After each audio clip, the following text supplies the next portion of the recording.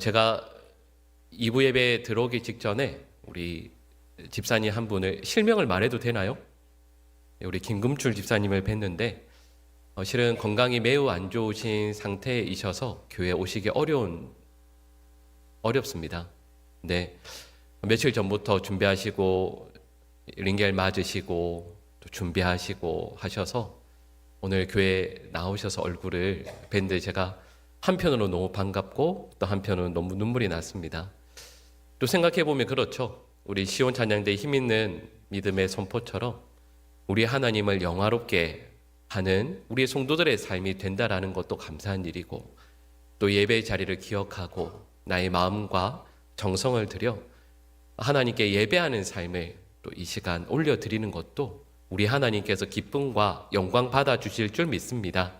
우리 모든 성도들의 삶이 우리 하나님께 영광 올려드리는 복된 믿음의 삶이 될 수 있기를 간절히 축복합니다. 여러분, 1592년에 우리 조선에 임진왜란이 일어났습니다. 그때 그 조선을 구했던 많은 영웅들이 있죠. 여러분, 첫 번째 영웅이 누굴까 하면 물론 다 말씀 있으시겠지만 저는 그 첫 번째 자리에 조선을 구한 우리 의병들을 먼저 말씀드리고 싶습니다. 실은 그 의병들이라고 했을 때 사회 구성원으로 보면 사회 지도층인 분들은 거의 없었습니다. 보통 멸시받고 수탈당하고 어려운 분들이 많이 계셨죠.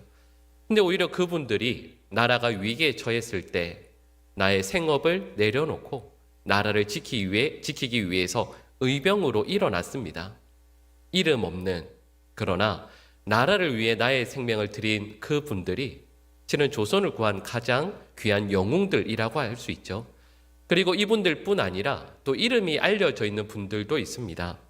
예를 들면 유성룡, 의병장 곽재우, 진주대첩의 김시민 장군, 또 행주산성으로 유명한 권율 장군, 이런 분들도 계시죠. 근데 아마 제가 좀 전에 질문했을 때 여러분들 다 공통적으로 생각하셨을 거예요. 그리고 이와 함께 가장 뛰어난 장수이자 조선을 구했던 분 하면 누구이겠습니까? 네, 이순신 장군이죠. 저도 기억나는 게 초등학교 때 가장 존경하는 분 1등, 2등 하면 항상 세종대왕 이순신 장군. 저희 반은 그랬거든요. 여러분, 이순신 장군은 실제로는 임진왜란이 일어나기 1년 전까지만 해도 전라도 정읍의 현감이었습니다. 우리가 잘 알고 있는 사또이죠. 그리고 이 직급은 그 당시에 종육품에 해당되는 직급이었습니다. 근데 임진왜란이 일어나기 1년 전에 선조 임금이 일본의 정세가 심상치 않다라는 걸 알게 되고, 그래서 특별히 내린 결단 중에 하나가 이순신을 정삼품에 해당되는 전라좌수사로 임명하게 됩니다. 그리고 이건 그 당시로 파격적인 인사죠. 7개의 품계를 뛰어넘은 놀라운 승진이었습니다. 그리고 이렇게 그 인사명령을 내렸을 때 그 당시에 모든 조정 대신들이 반대했습니다. 이건 말이 안 되잖아요. 그냥 진급이 빠르다 정도가 아닙니다. 2, 3년, 4, 5년 걸릴 걸 한 칸 한 칸 빨리 올렸다 정도가 아니라 갑자기 7계단을 뛰어넘은 파격적인 승진이었죠. 근데 또 생각해 보시면 선조 임금이 내렸던 여러 왕으로서의 결단과 결정들 중에서 어쩌면 가장 잘한 결정이 이것 아니었겠습니까? 근데 여러분, 이런 파격적인 결정, 아니 이보다 훨씬 더 파격적인 결정이 창세기 41장에 나옵니다. 애굽의 바로 왕이 그 당시에 노예였죠. 아니, 노예도 아닙니다. 노예 출신의 죄수였던 요셉을 당시 초강대국이었던 애굽의 총리로 세웁니다. 그럼 몇 품계 올라갔다 이 정도가 아니죠. 노예 중에서도 더 낮은 죄수가 그 나라의 가장 높은 자리로까지 갑자기 오르게 되었습니다. 이거 정말 놀라운 일이죠. 그것도 우리가 지금 생각하는 총리, 그러니까 명목만 총리 이런 게 아닙니다. 이 창세기 41장 40절을 보면 바로가 이렇게 말하거든요. 왕좌, 그러니까 자리 빼고는 네가 나보다 더 높다라고까지 말했습니다. 애굽의 실질적인 모든 권한과 힘을 이 요셉에게 허락해 주죠. 여러분, 바로 왕이 왜 이렇게 파격적인 인사 명령을 내렸을까 하면 이렇게 말할 수 있겠죠. 요셉이 바로 왕의 꿈을 잘 해석했기 때문이라고도 말할 수 있지만, 이와 함께요, 바로가 그를 만났을 때 그의 안에 살아 역사하신 하나님의 영을 그는 깨닫게 됩니다. 그리고 그 요셉에게 나라를 통째로 맡기게 되죠. 그럼 이때 이 바로 왕이 요셉에게 해준 것, 그리고 요셉이 한 것을 창세기 41장 45절을 보면 이렇게 말씀합니다. 그럼 세 가지의 내용이 나오는데요. 여러분, 이 45절 말씀을 우리 같이 함께 읽겠습니다. 그가 요셉의 이름을 사브낫 바네아라 하고 그에게 주어 아내로 삼게 하니라. 요셉이 나아가 애굽 온 땅을 순찰하니라. 아멘. 여러분, 이 말씀을 보면 세 개의 행동이 나옵니다. 바로 왕이 행한 것 두 가지, 그리고 요셉이 행한 것 한 가지가 나오죠. 바로가 요셉에게 해준 것 두 가지가 나옵니다. 그 첫 번째가 무엇입니까? 이름을 바꾸어 주죠. 요셉이라는 이름이 아니라 사브낫 바네아라는 그 당시의 애굽식의 이름을 그에게 허락해 줍니다. 사브낫 바네아라는 이름의 뜻이 무엇이냐면 세상의 구원자, 그리고 생명을 살리는 자라는 뜻입니다. 바로는 요셉을 만났을 때 그가 생명을 죽이는 자가 아니라 살리는 자라는 것을 꿰뚫어 봅니다. 지난날의 삶과 그리고 앞으로의 삶이, 그리고 그의 속에 살아 역사하시는 하나님의 영이 이 요셉을 생명을 살리는 자로 쓰시고자 한다라는 것을 그는 깨닫습니다. 그래서 그의 이름을 사브낫 바네아, 곧 생명을 살리는 자, 이렇게 지어주죠. 두 번째 행한 것이 있습니다. 요셉을 결혼시켜주죠. 온 제사장의 딸 아스낫을 그에게 주어서 결혼케 합니다. 생활의 안정을 그에게 주는 것이죠. 근데 이때 요셉이 하는 것 한 가지가 있습니다. 요셉은 이어서 무엇을 합니까? 나가서 애굽 온 땅을 순찰하였다라고 말씀합니다. 이 말씀의 뜻이 뭘까요? 이제 곧 흉년이 오게 됩니다. 7년의 큰 흉년이 오게 될 것을 요셉은 준비하는 것이죠. 애굽 온 땅을 순찰하면서 이 말은 흉년을 준비했다. 더 나아가서 애굽의 모든 생명을 살리는 일에 자신의 시간과 힘을 쏟았다. 이렇게 말씀할 수 있죠. 그리고 세 가지의 내용이 나옵니다. 근데 여러분, 여기에서 실은 성경에서 하나 빠뜨린 게 있습니다. 요셉이 빠뜨린 게 하나 있습니다. 그럼 그게 뭘까요? 요셉이 원래 했어야 하는 일이 있는데 요셉이 빠뜨린 게 있습니다.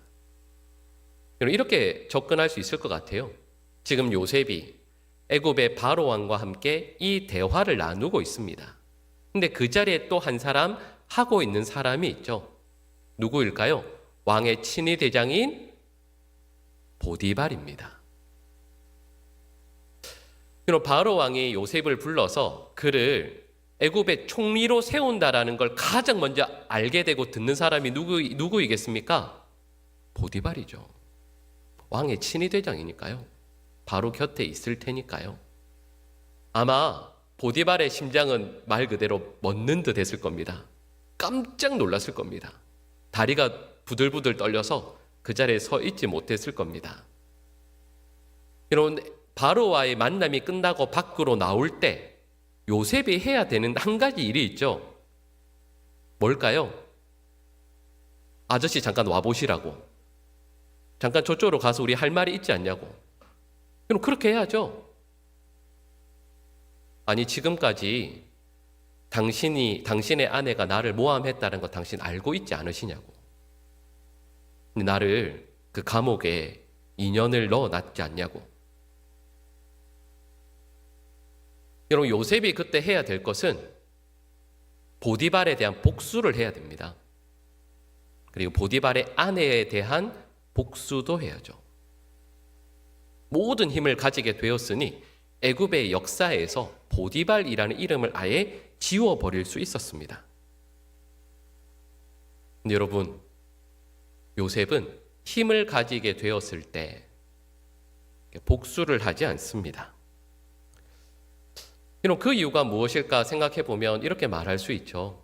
요셉은 우리가 이전에 살펴보았던 것처럼 창세기 39장부터 말씀이 쭉 나오죠. 요셉은 보디발의 집에서도 하나님과 동행했고, 감옥에 들어갔을 때에도 하나님과 동행했고, 애굽의 총리가 되어 모든 힘을 가지게 되었을 때에도 하나님과 동행하기 때문입니다. 하나님과 동행하는 요셉은 자신의 힘을 누군가를 향한 복수를 하는데 쓰지 않습니다. 분명히 이전과 삶의 자리는 달라졌거든요.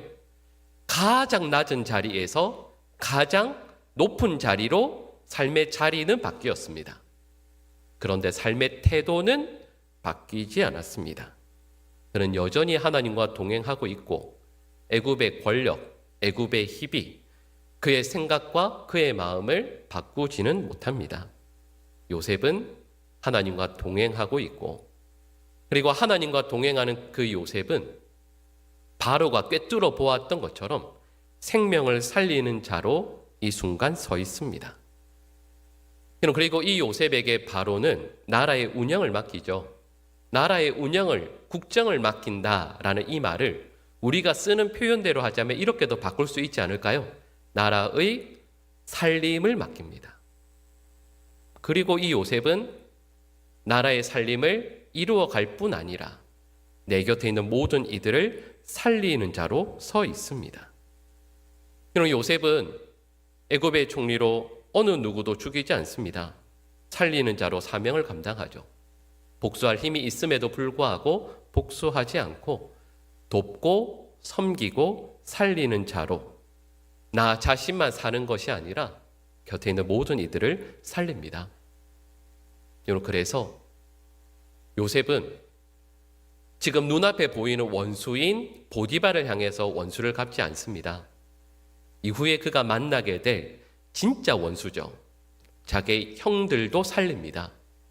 그리고 그 형들에게 속한 가족들도 살리죠. 그리고 애굽 주위에 있는 모든 나라들에 속한 주민들까지도 살립니다. 여기까지 말씀을 드리고 나서 우리로 눈을 돌려보면 그렇습니다. 우리 기독교는 생명의 종교이죠. 그리고 살리는 종교이기도 합니다. 예수님께서 공생의 3년 기간 동안 행하셨던 모든 일들은 생명을 살리는 일들이었죠. 병자를 낫게 해주시고, 귀신 들려서 삶이 무너졌던 이들의 삶을 주님께서는 만져주시고 회복시켜 주십니다. 사망의 그늘 아래 슬피 울고 있는 그들을 일으켜 세워주시고 그들에게 새로운 생명을 허락해 주시죠. 예수님께서 걸으셨던 십자가의 길이 결국 무엇입니까? 예수님은 죽으시나 그 십자가를 믿는 모든 이들로 말미암아 영원한 생명을 허락해 주시는 것, 그것이 예수님의 십자가의 길이었습니다. 요셉은 살리는 사람이었고, 또 요셉이 예표하는 예수 그리스도께서는 온 인류를 살리시는 우리의 하나님이십니다. 그리고 그 주님께서 저와 여러분들에게 귀한 사명을 허락해 주시는데, 그 사명이라는 것 또한 살리는 것이죠. 예수님께서 우리에게 이렇게 말씀하셨습니다. 너희는 너희 각자에게 있는 십자가를 지고 나를 따르라. 예수님께서 말씀하셨습니다. 우리 각자에게 있는 십자가를 지고 예수님의 뒤를 따른다라는 것은 예수님께서 그 십자가를 통하여 많은 인류를 살리신 것처럼 이 십자가를 지고 이 길을 걸으며 우리의 삶뿐 아니라 우리 곁에 있는 이들을 살리는 사명을 감당하라는 주님의 마음이 담겨진 것이죠. 여러분, 우리 주님께서 주신 이 사명은 오늘 본문에만 나온 것이 아닙니다. 실은 우리 하나님께서 세상을 창조하신 그 인류의 시작에서부터 주님께서 주신 것이기도 하죠. 우리 하나님의 마음이 담겨진 이 사명의 내용이 창세기 4장에 나옵니다. 이 내용은 우리가 잘 알고 있는 내용입니다. 아담과 하와가 하나님처럼 되고자 선악을 알게 하는 나무의 열매를 따먹습니다. 아담과 하와가 범죄하죠. 그리고 그 결과 이들은 에덴 동산에서 쫓겨나게 됩니다. 근데 여러분, 이들의 죄는 단 한 세대만 거듭해도 이루 말할 수 없는 결과를 맺게 되죠. 형이 동생을 살해하게 됩니다. 아담과 하와의 첫째 아들 가인이 둘째 아들 아벨을 죽이게 됩니다. 살해하죠. 그때 하나님께서 이렇게 말씀하십니다. 우리 창세기 4장 9절 말씀을 같이 읽습니다. 여호와께서 가인에게 이르시되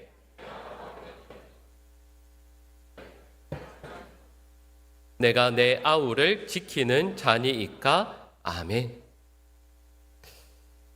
여러분, 한 세대 전에요, 이 가인의 부모입니다. 아담과 하와에게 하나님께서 이렇게 질문하셨죠. 내가 어디 있느냐?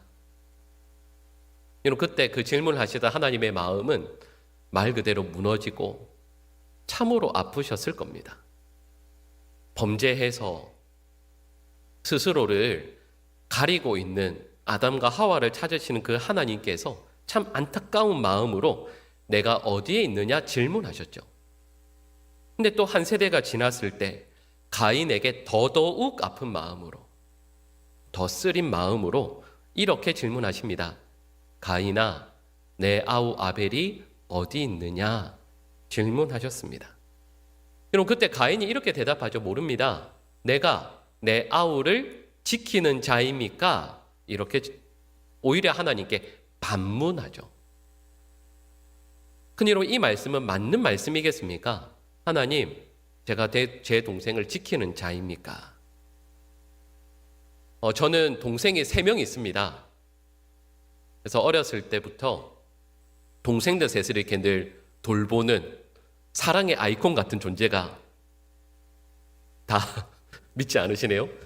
근데 어머니께서 늘 이제 시골에서 그 앞에 큰 밭을에서 농사를 하셨는데 나가실 때마다 저에게 이렇게 말씀하셨어요. 그 앞에 문을 닫고 나가시면, 대문을 닫고 나가시면서 얘야, 동생들 잘 지켜라. 저희 어머니께서 늘 그러셨습니다. 그래서 장남인 저는 알고 있습니다. 장남은 동생을 지키는 자입니다.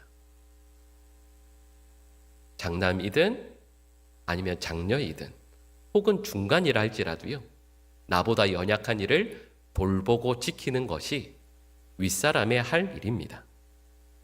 그럼 가인에게 사명이 있다라고 한다면 아우를 지키는 자이죠.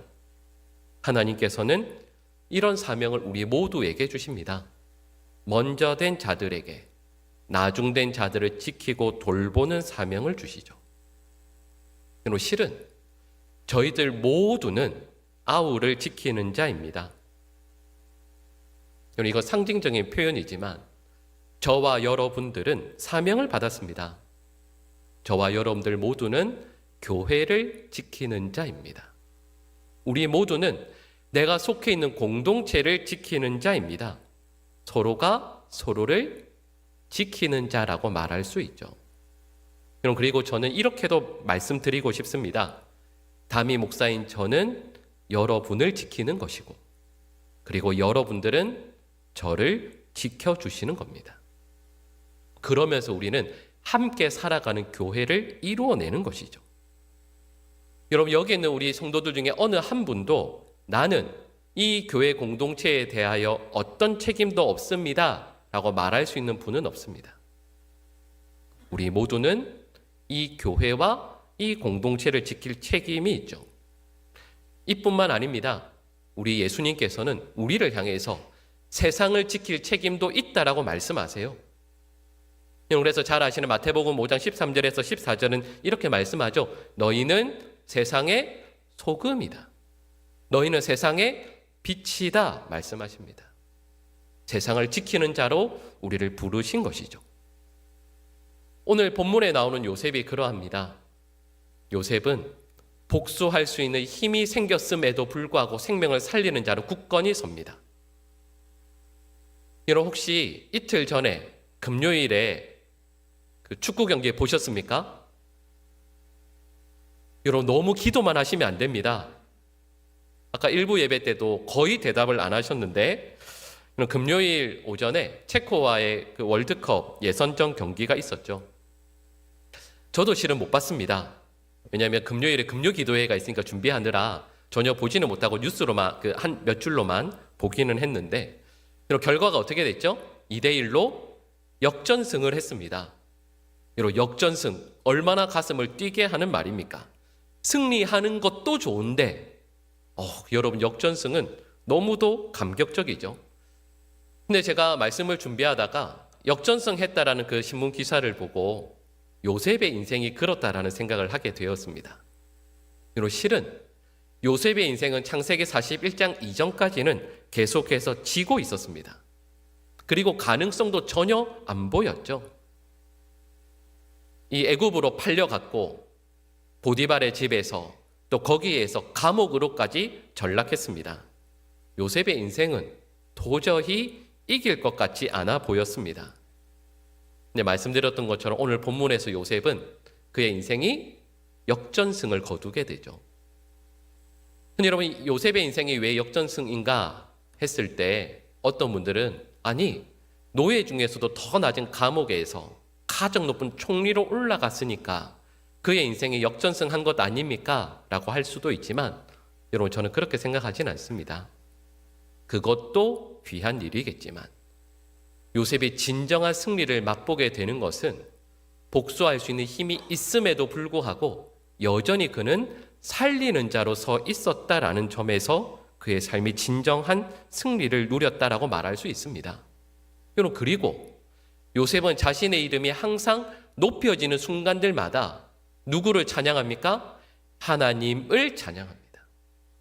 내가 잘나서 하는 것 아니에요. 하나님께서 이 모든 삶의 걸음들을 인도해 주셨습니다. 하나님께서 온 세상을 다스리시는 주이십니다. 애굽의 바로왕 앞에서도 그 누구 앞에서도 그는 하나님을 선언하며 하나님께 영광을 올려드립니다. 그러니 요셉의 인생은 진정한 승리를 누리고 있다라고 말할 수 있죠. 여러분, 그리고 요셉은 오늘 본문에서 놀라운 역전승을 거두면서 이런 고백을 올려드립니다. 우리 오늘 본문 51절과 52절 말씀을 같이 읽습니다. 요셉이 그의 장남의 이름을 므낫세라 하였으니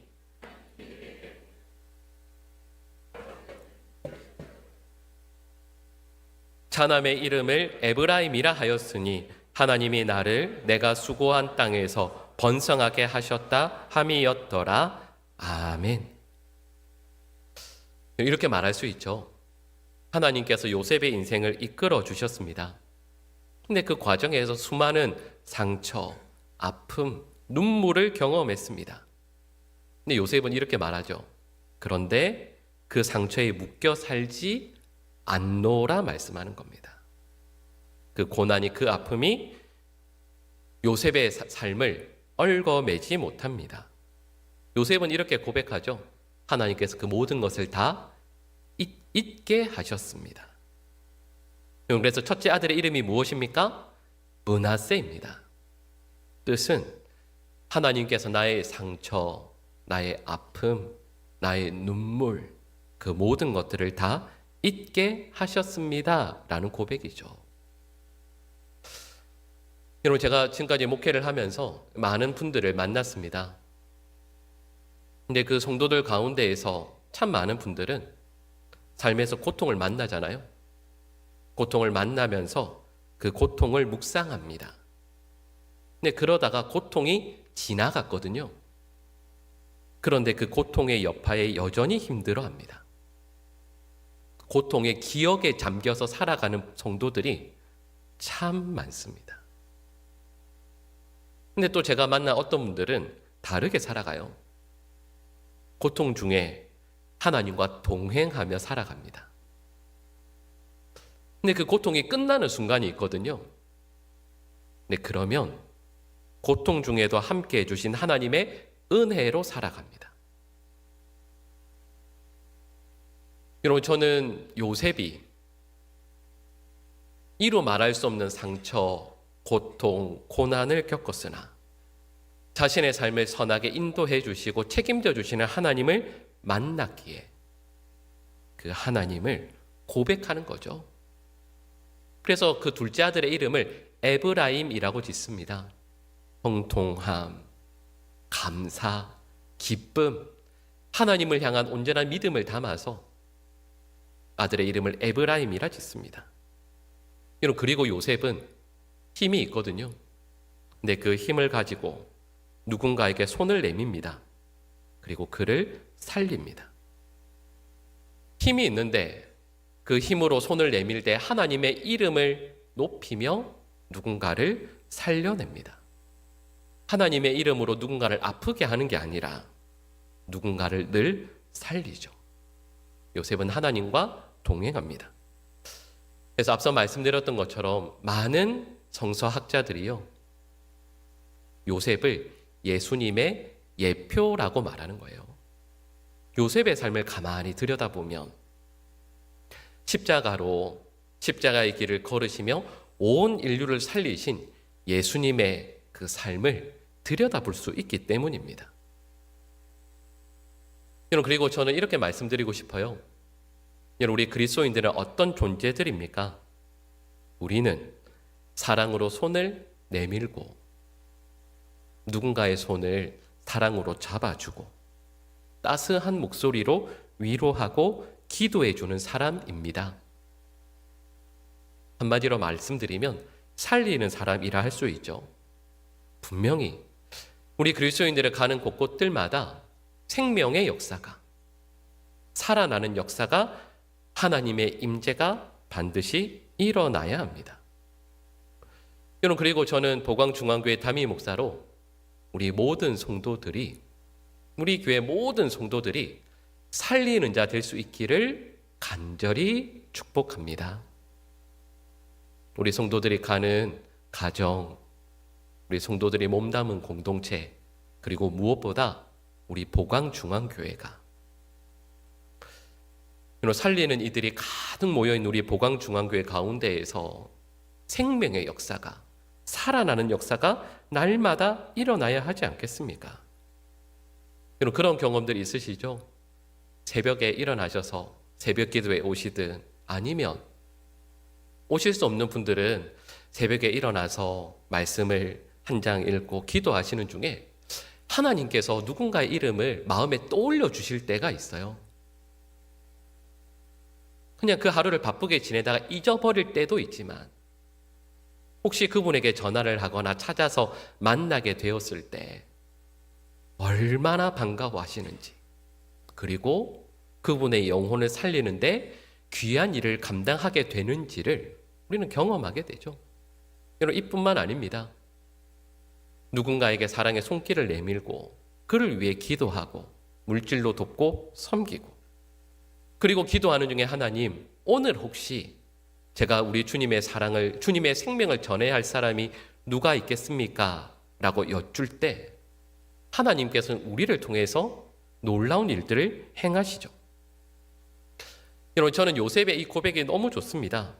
하나님께서 내게 있었던 모든 고난, 상처, 아픔을 다 잊게 하셨습니다 라는 이 고백이 저는 너무 좋습니다. 우리 성도들 중에서도 그런 아픔, 그런 고통에 눌려서 살아가신 이들이 많으신데, 여러분, 하나님께서 우리 모든 성도들을 생명을 살리는 자로 사용하길 원하신다라는 것. 그러니 이 모든 상처와 아픔들을 하나님의 은혜 가운데 녹여지게 하여 주시고 누군가에게 생명을 전하는 자로 살게 하여 주십시오. 이런 간구와 믿음의 삶을 살아갈 때 하나님께서 우리 교회 모든 성도들에게 놀라운 은혜를 베풀어 주실 줄 믿습니다. 우리 보광중앙교회 모든 성도들이 고통과 고난의 자리 가운데에서도 하나님과 동행하는 자 되고, 그래서 시간이 가면 갈수록 더욱더 생명을 살리는 자요, 우리가 몸담고 있는 모든 공동체들을 아름답고도 굳건히 세워나갈 수 있는 우리 모든 하나님의 백성들 될 수 있기를 간절히 축복합니다.